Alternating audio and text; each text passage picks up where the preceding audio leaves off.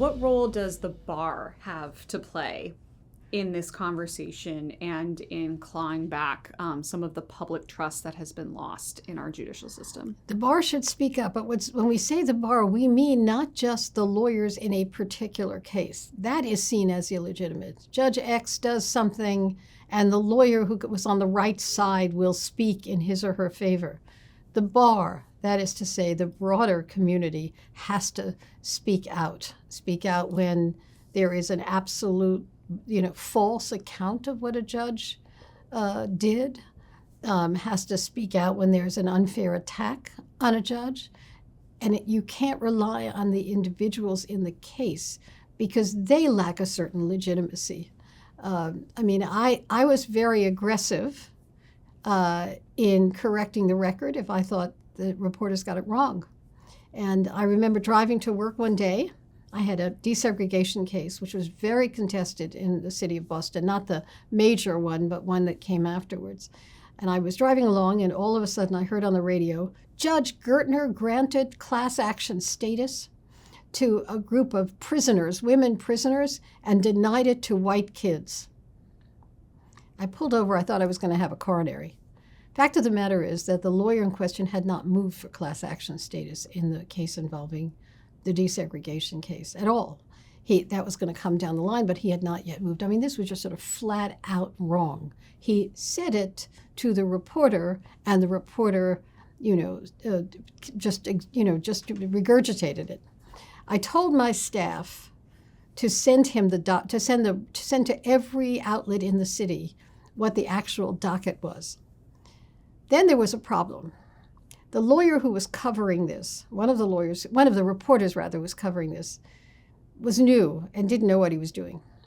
He called me up and he said, wait for it, what's a class action? I said, talk to the lawyers in the case, look it up, don't ask me. But it was 4:30, he couldn't find anyone, he was about to issue the story. It mattered to me very much that this was accurate because this was a highly contested case. The court did not have a press office, which would have been where this would have been clarified.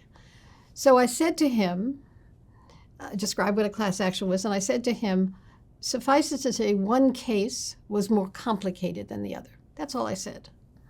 That Monday, the plaintiffs moved to disqualify me.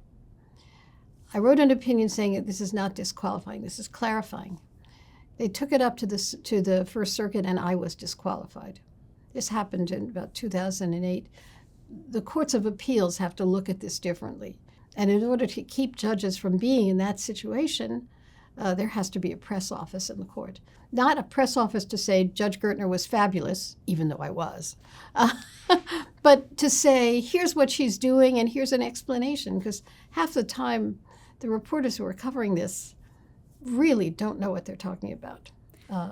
So that's a problem. How should judges be thinking proactively about this kind of PR aspect and this effective communication aspect of doing their jobs in a new media world? There ought to be a press office that would issue a correction to the influencer on Substack or Blue Sky or wherever it is. There has to be a correction, and the correction has to come from a legitimate source. I would correct myself because I had no choice, but it would be far better to have a press office. So there's a distinction between sort of flat-out factual errors or flat-out legal errors or a misunderstanding of the relationship between the courts. That needs to be corrected by a press office or a press officer. I saw that so many times. We're in one sense, we're in a better space than we were 20 years ago because after the pandemic, reporters could see streaming court proceedings.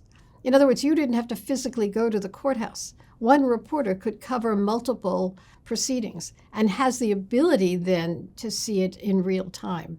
The streaming continued for litigants, but stopped for the public, unless the public specifically asked to be on this case or that. So that has to be more widely offered. As I said, we have to work for our legitimacy. It's no longer enough to put on a robe and expect that people will say, Your Honor, and it will stop there. You have to earn it.